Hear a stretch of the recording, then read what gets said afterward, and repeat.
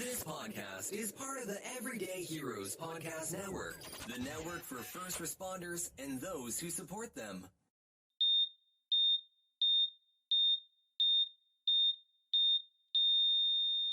Welcome in 2023, the very first episode of Scissors and Scrubs for this new year. Happy New Year, everyone. We're welcome back. And we're going to kick off the new year. I'm Nicole, by the way. And I'm Laura. We're going to kick off the new year with a story that Disney has done twice because the dogs are so fucking cool. And it's just a great story. It's a great feel-good story. Never seen either. Oh, well, you should, Laura, because it's something. Do they take place in Boston? Oh, I know, right. You won't watch anything Probably that won't doesn't see take it. place Mike was trying to tell me last night because Avatar came out. The Blue People Avatar? Yeah. The second one came out, and Jack was going to see it, and then he's talking about, he's like, Laura, the guy, like the main guy in it, is from Boston in the movie. And I'm like, Not the same. aren't they aliens? And he's like, yeah. And I'm like, okay, so what, how? He's like, but he has a Boston accent. I'm like, I literally Well, because he's like, isn't he supposed to be a military guy? Marine. That lost his legs? I I've fucking never can't. seen Okay. any of them. So I'm like, I don't understand what you're saying. So, but it's a blue person. I and don't he's understand like, the words. Well, they're aliens. I'm like, so they're aliens, but don't they have tails? He's like, I'm like, I think I've seen a picture with tails. He's like, yeah, well, they have tails because it helps them walk on the trees. I'm like, I literally can't. You lost me at walking on the trees. So they're talking. No, they lost me at blue people. So I'm like, so then him and Jack and Sam are in the family group texting, and Mike's like, I was trying to describe to Mom like the guy with the Boston accent in the Avatar movie, and then like. And how she should see it because it's pretty much a Boston movie. And the kid's like, truth, that's fact. No, it's pretty much a Boston movie. The guy has a Boston accent. You should probably watch He's it. on on another planet. He's like, it's pretty much the town of the Departed. And Mike's like, yeah, it's yeah, like not even close. It's like the second Goodwill Hunting. I'm like, I'm pretty sure you're full of shit, first of all. But. Well, I was telling Cameron because he's getting ready to go to his ship. In fact, probably by the time this comes out, he'll be on his boat because he's on a submarine.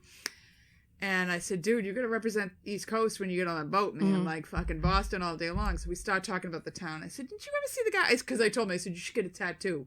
Fucking 01907 Swampscott. Like, he goes, and the dumbass that he is, I love my son, but he's not the brightest. But he's like, what is that? And Vienna's like, your zip code, you moron. What is that? What is that? So I was like, didn't you ever see the town? I said, that guy was plucked out of the crowd. I said, he's got the tattoo on his arm. Yeah. It's Massachusetts with the red, the Irish flag and the zip code of Charlestown in. I said, that's why they picked him for the movie. He doesn't say a fucking thing in the movie. Right. He just got stands that with his fucking arms tattoo. crossed. Yeah. I said, Cameron, you got to get that tattoo. Not maybe the Irish flag. I don't know what you want to put in because you're so white. It could be anything. It's the American flag. He's in the You could do the American flag. I said, because Swampscott's so white. I said, you could put 01907. There you go. You're all set. And he's like, I'm not doing that. I said, you should get on your submarine and be like, here comes the beast from the east. And he's like, Mom, that's so silly. I'm not doing that. I'm like, Cameron, represent, pal. You gotta represent in the boat. Yeah. Jack's down there representing. Well, Jack's you know got the what? Massachusetts tat. Here's my theory. Yeah. Here's my theory. Because Jack has the Massachusetts, and his friend just got the New Mexico tat. Oh, yeah. All right. Cameron hasn't been away yet. Oh. He's going to be. Yeah. And as somebody who left, once you leave New England, You know how good it is. and you're in another, no, you are like representing. You aren't talking that's about my city. You are talking about That's my because town. you know how good it is. Well, you whether I'm appreciate good or bad or not, it's where I'm from. That's right. And I am going to defend it to the death. That's right. So he'll get that. I said, I'm going to get you a couple of Boston things because you've got to represent when you're outside. He's like, all right, fine. I'm like, just saying. It's all that. It's literally, I'm telling you, because I'm insane.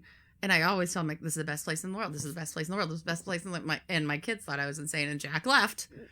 He's like, Mom, you're right. But I think wherever your home is, of course, to you is the best place in the world. But it's really. Yeah, I agree. I mean, but I mean, we have listeners who aren't from here, Laura, so we have to not alienate them. They might want to come here. It is the best. It has the best food in the world. Oh, best hands seafood down. in the world. Hands down. It's the beach, the mountains, the lakes. It's one of the only places left that has still ethnic neighborhoods. Yes. That's not. It's starting to be whitewashed, but it's not completely whitewashed yet. I am personally a fan, but that's me. So that being said, we're going to move on to the diphtheria outbreak in Nome of 1925. Yes. And how they got the antitoxins there. Yes. Laura, take it away. Okay. I'm talking to you about diphtheria. I got my information from the CDC, National Geographic, and the CBC. CBC, what is that? I don't know. That was the webpage. Central Board. So diphtheria, we talk about it almost any episode, and we talk about history. Any old Everybody always episode had on fucking diphtheria. diphtheria. Everybody has gotten diphtheria. I'm giving you a quick overview of it. Very quick. Diphtheria is an infectious disease that is caused by the bacteria. Why do I do Diphtheria. this to myself? Corynebacterium diphtheriae. That works. That bacteria, you can have it. That's fine. It makes a toxin, though. And that's what causes the illness, is this toxin, not the actual bacteria. Gas that ends up in your system. It spreads from person to person, usually through respiratory droplets from coughing and sneezing. It can spread from touching open sores or ulcers. Also, I will get into why would you that touch you would have that. sores and ulcers? You are at an increased risk if you live in the same household as an infected person. If you're in frequent close contact with an infected person, like if you're a nurse or a doctor or whatever. And if you are directly exposed to secretions from an infected site like the mouth or skin. Gross. Yeah. Mouth, I get. Skin, gross. Yeah. The bacteria usually infects the respiratory system. When it attaches to the lining of the respiratory system, and it can cause weakness, sore throat, mild fever, and swollen glands of the neck. All right. That bacteria then makes that toxin. The toxin kills healthy tissue. So the bacteria alone, it makes you have like swollen lymph nodes and a sore throat. The toxin kills the healthy tissue that it's touching. Mm-hmm. So within 2 to 3 days, that dead tissue forms thick gray coating that builds up in the throat and nose. That's disgusting. It's real gross. That's buildup, disgusting. Yeah, that buildup is referred to like in the medical field as a as a pseudomembrane because it like covers it. It's like a membrane. It's nasty. It can cover tissue in the nose, tonsils, voice box, and the throat, making it hard to swallow and breathe. Imagine what they taste like. No, I don't even want to know. It like actually starts to suffocate you because it's covering, it's lining everything. If the toxins get in your bloodstream, it can cause damage to the heart, kidneys, and nerves. Oof. You can get a diphtheria skin infection that causes open sores and ulcers because those toxins kill the healthy tissue on your skin, causing sores and ulcers. Diphtheria skin infections rarely cause severe illness. Mm-hmm. Like it's just a skin infection that they can treat. In adults, there is a 5 to 10% mortality rate with the respiratory. I'm going to be talking about respiratory more than diphtheria. In adults, there's a 5 to 10% mortality rate. In children, there is a 20% mortality rate. That's pretty high. So it affects children much worse than it affects adults. Kids just don't have any reserve to fight anything. A doctor will diagnose diphtheria by the signs and symptoms. They will swab the nose and throat or ulcers, if that's what you have. If it grows diphtheria toxin, it is obviously a confirmed diphtheria case. But that takes valuable time, right? Like to grow the bacteria and then to get the toxin from the bacteria takes a long time. So if it is a suspected case of diphtheria, they will treat you immediately without the confirmation. Treatment involves using diphtheria antitoxin to stop the toxin from damaging the body. It's used in respiratory diphtheria, not skin infections.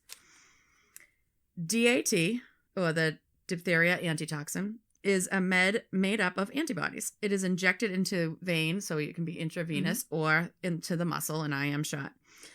There are very common side effects that are very severe. From the antitoxin. From the antitoxin. So it includes serum sickness and anaphylaxis. Oh my goodness. Serum sickness is a reaction to proteins in antiserum derived from an animal source. It occurs 5 to 10 days after exposure. So you get it, you think, okay, I'm all right, and then 5 to 10 days later you get severely ill. A lot of these vaccines and antiserums are grown on other things. So these must have been grown on something else. Oh, yeah, I get it. Symptoms include rash, itching, joint pain, fever, and lymphadenopathy.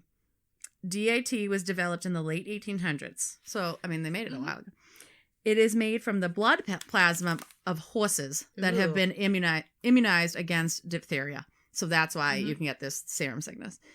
It is on the WHO's list of essential medicines. Like, it's very important. It can only be, if you live in the U.S., you can only get it from the CDC. The CDC holds all the antitoxins. CDC, we really need to cover them next year. So they, like, if you have this, you need this, you have to call the CDC to get it. Many countries, including many in Europe, no longer have it because these reactions are so severe. Right. Antibiotics are used to kill the bacteria itself. patients are no longer able to infect others 48 hours after beginning antibiotics. Okay. Complications from diphtheria are airway blockage, myocarditis, polyneuropathy, and kidney failure. Even with treatment, 1 in 10 patients die. Mm-hmm. Without treatment, 50% die. Wow. Prevention. That's high. That's high. huge. Prevention is key. Like you have to prevent diphtheria because once you get it, you don't know for a while. Right. Like, and then you treat it, then you're sick, and then it's right. lights out. In the U.S., there are 4 vaccines that protect against diphtheria. This gets slightly confusing. There's the diphtheria and tetanus vaccine, which is the DT vaccine. It's usually given to children. Mm-hmm. There's the diphtheria, tetanus, and pertussis vaccine, which is most kids in our country get. DTaP. Yep. It's received by young children, adolescents. Then there's the tetanus and diphtheria vaccine. It's the opposite of the diphtheria and tetanus vaccine. It's the TD. That's given to adults. Then there's the tetanus, diphtheria, and pertussis, Tdap, which is given to preteens and adults. So they're like almost the same, but not really. Yeah, I think before school you have to have the DTaP. Yeah. So babies should get 3 shots of DTaP to build up high levels of immunity. They usually get those at 2 months, 4 months, and then 6 months. Right. Then young children get 2 boosters of DTaP at 15 to 18 months and then 4 to 6 years old. They have to have it because they are affected so they'll die terribly by it, and they have nothing to fight it. Preteens and teens should get 1 shot of Tdap between ages 11 and 12.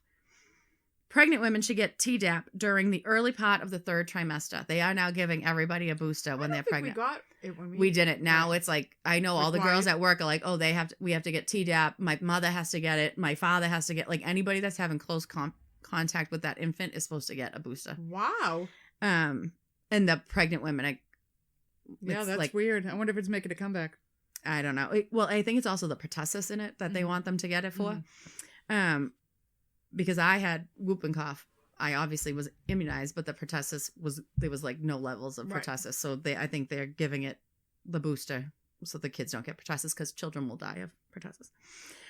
All adults who never received a vaccine for whatever reason should get a Tdap, then followed by TD or Tdap every 10 years. Wow. So you got to keep this up. 1 shot does not protect you for life. If you come in contact with someone with diphtheria, you'll be treated with antibiotics prophylactically. So they won't even test. If you came in close contact, you live in someone's house with it, you're getting the antibiotics. Close contacts will also be monitored for possible illness 7 to 10 days from the last exposure, up to 7 to 10 days.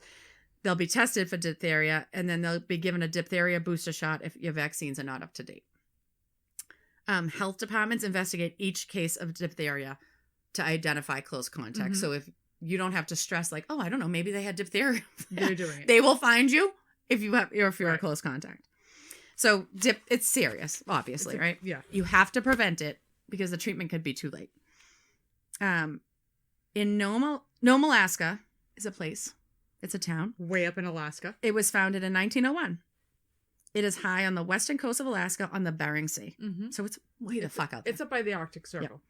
It is a frontier town. It was built on the golden fur trade. It is closer to Siberia than it is to Anchorage. It is way the fuck out there. It is remote. Very remote. This shit only happens in very remote places. Towns. In 1924 and 1925, Nome's population was about 1,600 people. And about 10,000 people lived in like the surrounding lands. Around Christmas 1924, the local doctor of Nome, Curtis Welch, saw 2 children for sore throats. He diagnosed them with tonsillitis. Those 2 children then became very, very ill, and Welch realized this is diphtheria. This isn't tonsillitis. When he went to administer the antitoxin, he realized the hospital stock, the entire stock, was expired. So there's no antitoxin to give anybody. And by mid-January, 4 kids had died and 30 people had diphtheria. And that's like they think that's a lowball number because the outlying areas didn't come into town, Welch sends a telegram to Anchorage telling them that he quarantined all of Nome. Like everyone's quarantined. Which isn't hard to do because they're basically fucking quarantined just from the weather. And he asked for 1 million units of antitoxin to be sent for, quote, an epidemic of diphtheria is almost inevitable. Mm-hmm. They had all been around. They all, the kids all go to school together, whatever. The parents all like, mingle. There's only town. 1,600 people. Like, you're all shopping at the same place. You're Mm-hmm. all getting whatever. You're all seeing the same people. It's going to spread. Of course, because it always happens in a perfect storm. Mm-hmm. That year saw the worst winter conditions in decades in Nome, Alaska. Temps were at a 20-year low. So they can't operate planes safely because it's fucking freezing. Mm-hmm. And the port into Nome, Alaska is completely frozen over. So they need a sled team For the antitoxin. to get the antitoxin into Nome, Alaska. Take over me and my dogs. Yes. All right, we're going to give you a little background first on the dogs and all that shit. Mm-hmm. So, as she said, Nome, Alaska is very isolated. In October, that would be the month when they would decide, okay, if you're staying here for the winter, you're staying here for the winter. If you're not staying here, you're fucking out. Because once winter sets in Nome, you're not getting in, you're not getting out. It's far too dangerous for planes to come in and out. That's when all the supplies would come in, blah, blah, blah, blah, blah. The only way to get to Nome now is by dog sled. And there's a lot of, because it's gold and fur trades, there's a lot of like routes that the dog sleds would take in and out. So you need to hear a little bit about dogs, dog sleds, and the people who do the dog sledding to know the story of this race of mercy of 1925. Mm-hmm. You have Leonard Seppala. I hope I'm pronouncing his name right. Probably not. He came to Alaska in 1900, which I can't even imagine. Like, I went to Alaska in 1998. Mm-hmm. And it was wild. No. It was like I had gone back in time. I can't imagine what it was like in 1900. No. Most beautiful place I have ever seen in my life, but it is wild. Like, just wild. Mm-hmm. And the people are weird. Sorry, but you are. So at this time, the dog teams are made up of just Alaskan Malamutes. Like, if you've ever seen a Malamute, I think I'm saying that right. They look like huskies on crack. They're really big, burly, wintry dogs. Seppala works for the Pioneer Mining Company, and he becomes an expert musher. A musher is the guy running the sled. He's known all over the parts as the best musher around. Oh. He's a big fucking musher. Mm-hmm. So he starts bringing in Siberian Huskies from Russia from a fur trader called William Gusak. Yeah. Huskies are more scrappy. They're smaller. They're like 50 pounds. They're just little fuckers. They're like just better than the Malamutes. They're just smaller and more able to do shit. So by 1910, Siberian Husky dog teams are winning the All-Alaskan Sweepstakes, which is a big race that these mushers run. Mm-hmm. We're going to talk about Togo. Okay. Togo, he's born to this bitch named Dolly in 1913. Mm-hmm. Togo's a dog. The bitch is his mom. Mm-hmm. So they are owned by this Leonard Seppala.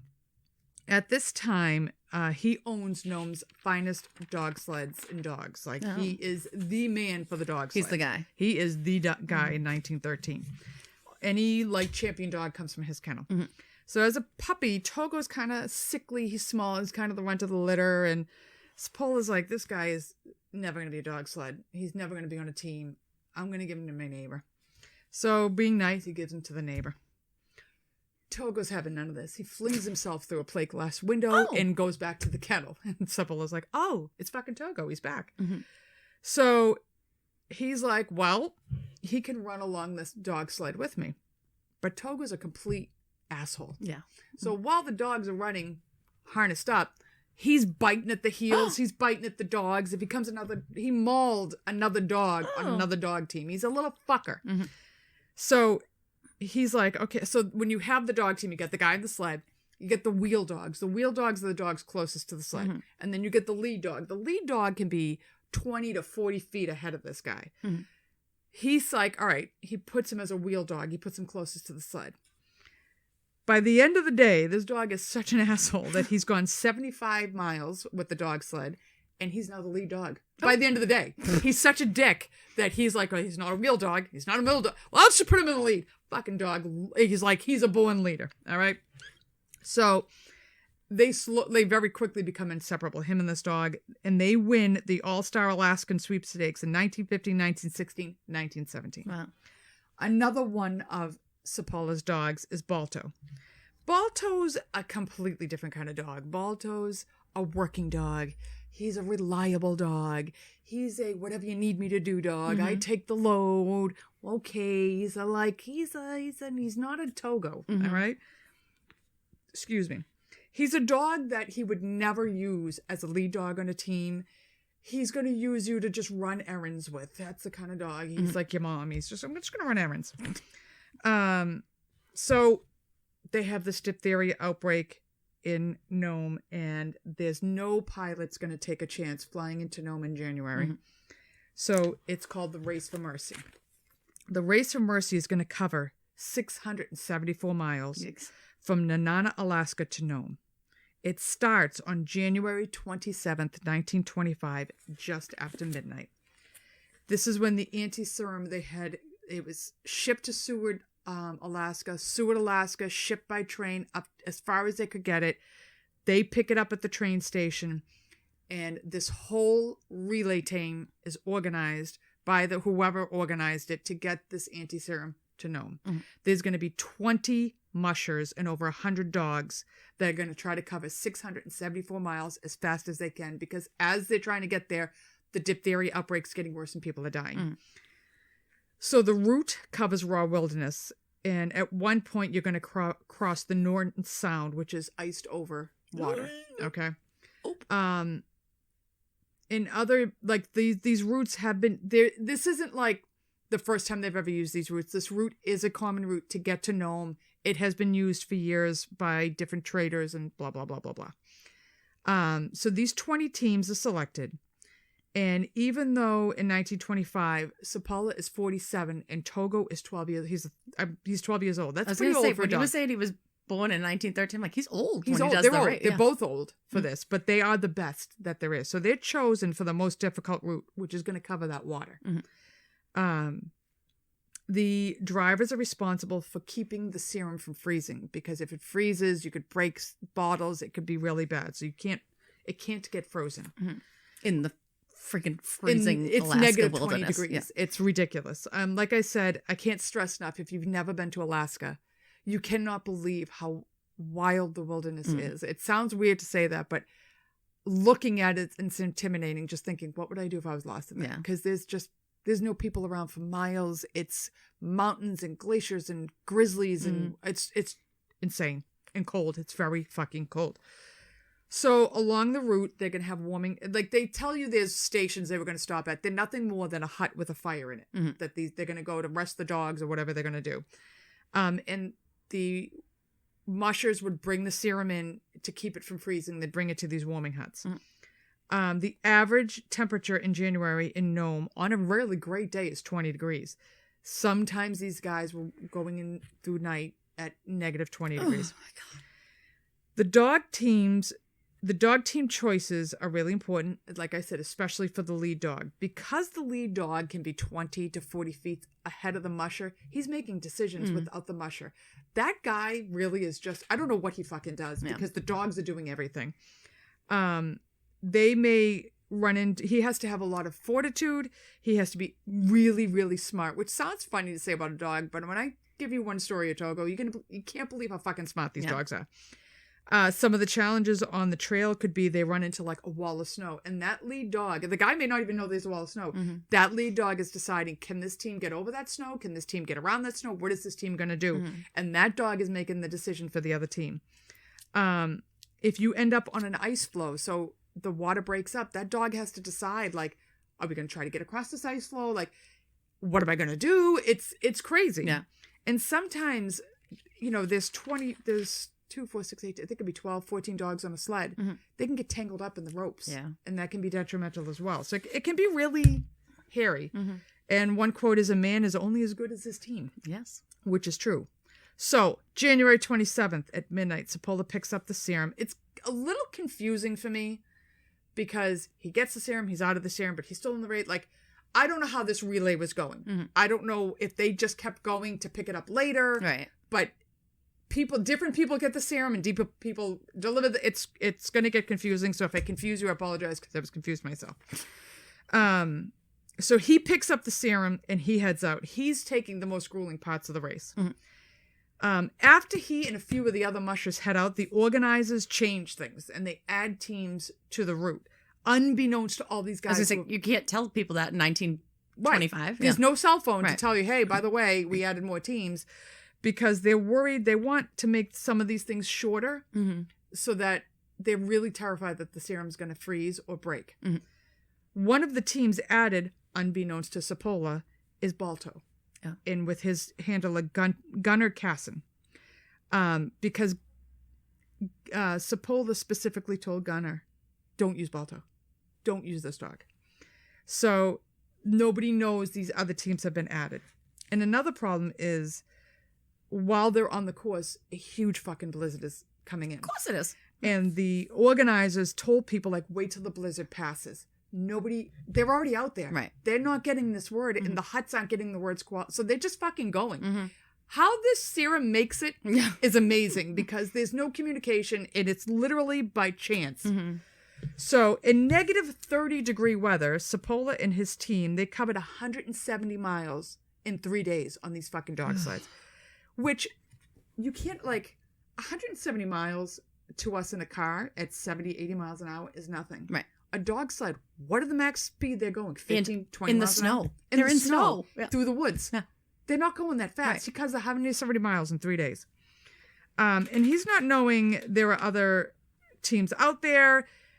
He's going across the Norton Sound, all right, which cuts a day off the trip because it's frozen solid. And a side note, he takes the sound back. I'm going to talk about that later, because when he comes back on that sound, there's this crazy story about Togo. I fucking love Togo. All right, so while he is running, and this is, again, now the serum's not with him at this point, but he's running, he's cutting team off. He runs into this Henry Ivanov, who was a late addition from the team to carry the serum. He has no idea what Ivan's doing out there. And Ivan's like, I've got the serum. He's yelling to him through the snow. And they only find each other because the dogs are barking. Oh, okay. So he stops. He gets the serum from Henry. He continues on. And he takes it within 79 miles of Nome. On his way back, he's crossing the Sound, right?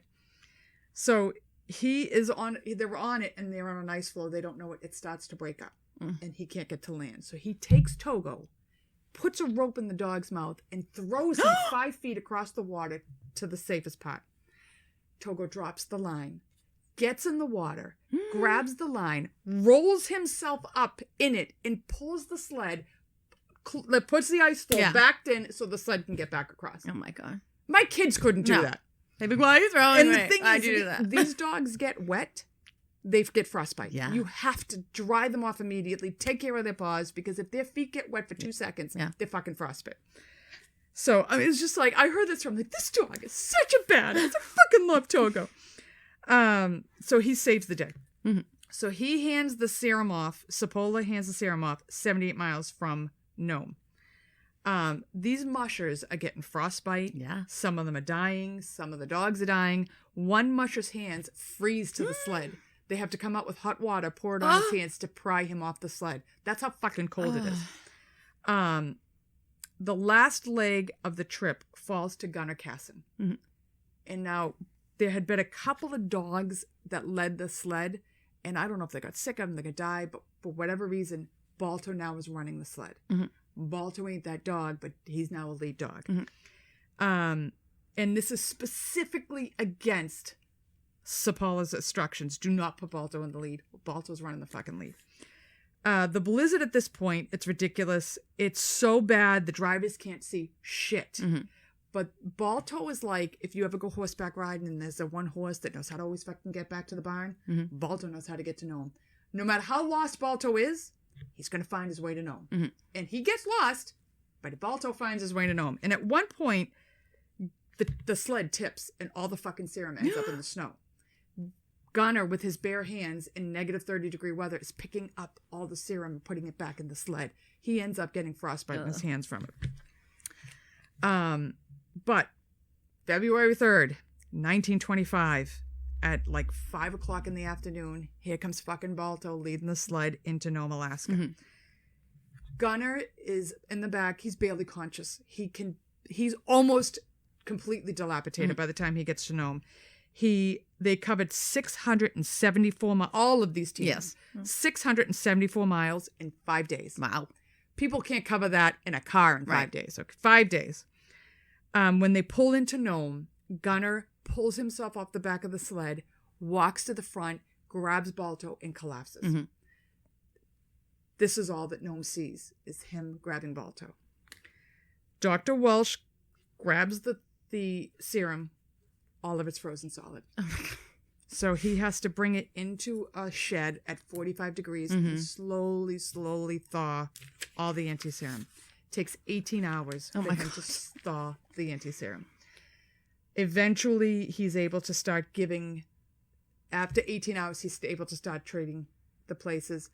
Balto becomes a fucking sensation. Mm-hmm. Togo, nobody hears about Togo because Balto's the one that walks into Nome. He takes all the credit.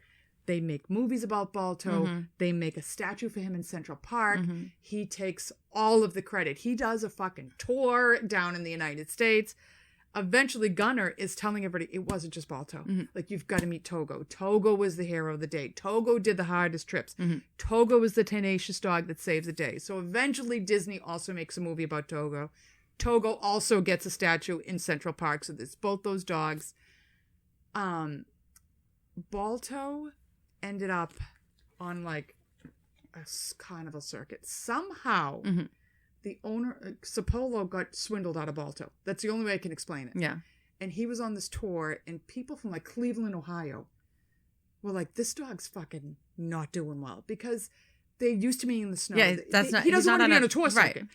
They bring money together to buy Balto back, and they put him on like a ranch in Cleveland, and they let him live out his days. Nice. Togo came down from Alaska with Sapala. He was doing some kind of tour, and they were starting dog sled breeding in Maine.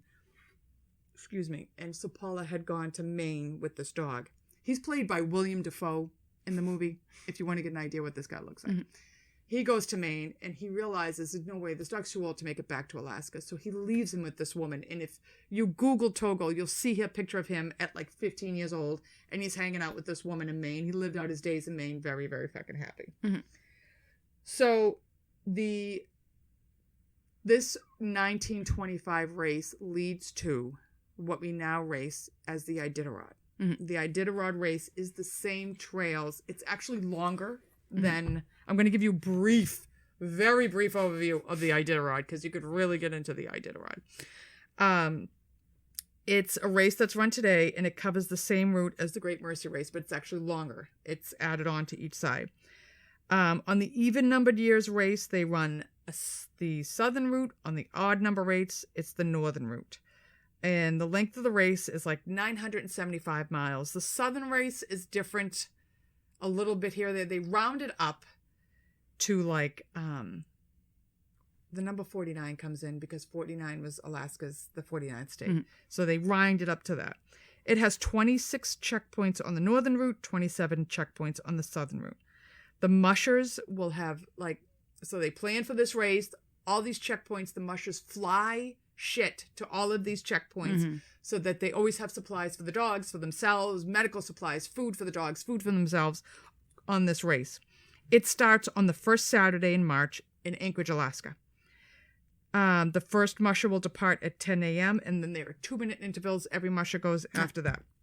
The official finish line is in Red Fox Olson Trail Monument on the Buried Arch. It's this big wooden arch. It's fallen. They've rebuilt it. Mm-hmm. And that's where it's 1,000 miles away from Anchorage. They will light a widow's lamp, and they keep that widow's lamp lit till the last musher crosses the finish line. Mm-hmm. He will be known as the Red Lantern, basically loser, because you were the last one. It usually lasts about 10 days, and the winner will get $50,000 and a brand new truck. That is not enough money. No. Enough for 10 days and fucking frostbite and stuff. No. And just the problems. These dogs are no joke. Yeah. Mushing dogs, they're not friendly. They're nippers. They're biters. They can fight They're with each aggressive. other. They They're have to be very aggressive to do that, yeah. dogs, but they're very smart dogs. Yeah. So like, how would a dog know? I'm going to roll myself in this rope so I can get that close to me so I can pull the thing across. Like, how would a dog know that? How would he know that rope is the survival of the people Right. on the other side? Like, how do you know that? But like I said, I mean, these dogs are running the race. It's not the musher because they can't even tell the dog what to do. Mhm. And this dog Balto, whatever you want to say about Balto, because they took a lot of credit away from him because it was really Togue. Balto got it to Nome in the middle of a fucking blizzard with a musher who was half dead on the back. Yeah. He knew where he was going. He fucking got it to Nome. And these dogs, I mean, I'm a dog person. I'm a cat person. I'm an animal person. These dogs save the fucking day. I think it's the best story in the world. Yeah. So I love that story and I love my dogs. Well, thank you, Nora, for giving us that idea. Great idea. Yeah. We do have an email. Do you want to read it or do you want me to read it? I don't care. I don't care. Here you go. Read it because I just did all my dogs. You're talked out. I'm talked out, baby. I'm parched. Oh, yeah. All right. This says, Dear friends, I'm writing to you from the great state of Pennsylvania. That's a great state. I'm sorry. Did I say that out loud? Hi, Pennsylvania. We love you. No, I am not from Scranton. We did visit Scranton when we went to like DC and Philadelphia. We stopped at Scranton for Jack. There's nothing in Scranton. No, but we had to stop. Just a few miles north of Philadelphia. Go Birds. No way. I've been a nurse for over 30 years with 25 of them spent in several different ERs, including a level 2 trauma center. God bless you. I would like to make a global statement to every OR nurse I have ever come across. I'm sorry. That half-dead person I brought you, I'm sorry. Yep. That trauma person that was barely clinging by a fingernail, I'm sorry. It's not your fault. You didn't send him. That simple appy that turned into a cluster, I'm really sorry about that one. Please know that every time I brought a person to the OR, that I assured that person that the nurses there were way smarter than us. I wouldn't say that. No. In any case, I wanted to thank you for your hysterical podcast. I found it during post-COVID recovery on TikTok, of all places. I know, Gen X on TikTok. Lady, we hear you. We're on there. I'm Gen X all day long. So cliche, but hey, it's a welcome distraction. Your accents are very cool to listen to, especially from a nurse trained in Philly. I learned early that getting burnt by a girl did not mean that what I thought it meant when I was a green ER nurse. Which brings me to my podcast idea for you. I'm still going through back episodes, but maybe asking people to send in terms patients have used to describe medical conditions. For instance, the roaches of the liver, the sugar. The roaches of the liver. I just got what that was supposed to be. Sugar diabetes. Diabetes. The fireballs of the Eucharist. That's fibroids of the uterus. I've heard a lot of people call it as fibroids of the utero. You get the idea. Fireballs of the Eucharist. Thanks so much for the laughs. My husband is convinced I'm losing it, and I'm pretty sure my dog thinks I'm possessed because I burst out laughing randomly listening to your content. Much appreciated, Shelley. P.S. How bad did the Philly crowd roast you for how you pronounced our river? I don't know how we said it, but I guess it's Schuylkill. I'm sure we came up with Schuylkill. Or as we affectionately call it, the Shorekill. I can't complain. I'd totally jack up all those Boston names myself. God bless. Also, let's see you pronounce Worcester, all right? Also, P.S. Wawa is greater than Sheets, in case you do a poll. Better coffee. Would never disrespect dunks to your faces. Listen, I don't want to hear it, all right? I'm so well known at Dunks. They know me when I pull up at the non-screened drive-thru. I pulled up the other day. They're like, you want your iced tea with 3 liquid sugars? I'm like, how do you know it's me? She heard me on the phone. I was like, oh my God. They heard my voice. They know me. That's bad. I love my Dunks. Well, thanks, Shelley. I think that's a good idea. I put it up on social media. And we're putting it through here, too. Like, tell us your crazy things that your patients have called stuff. Different conditions. Oh, like your family members. Yeah. Like, people call shit the weirdest things. I know. The stints. I love the stints. I got a stint in my head. I'm like, a stint is a time you do in jail. You're doing a stint in prison. A stint is not going into your heart. That's a stent. But like, I'm telling you. The stints. I got stints. No, you don't. You got stents. My whole life, it was always, my grandmother had the sugars. The sugars. I'm like, do you mean diabetes? Like, what the fuck is the sugars? She was a brittle diabetic. Brittle. Yeah. Okay, whatevs. How do they say diabetes? That they don't. Diabetes. The diabetes. The diabetes. He's got the diabetes of the kidneys. Yeah. God bless. Mm-hmm. Yeah, so it's hard to keep a straight face sometimes when they say this shit. You're like, I'm sorry, what are you calling that?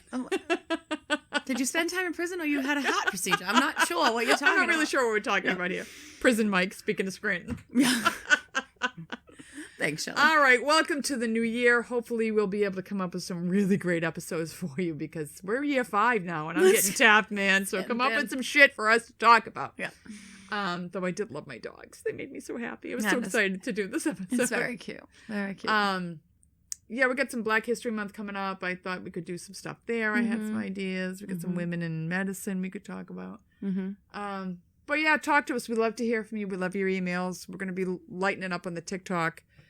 And we're going to be that's about it. Yeah. I think. Yeah.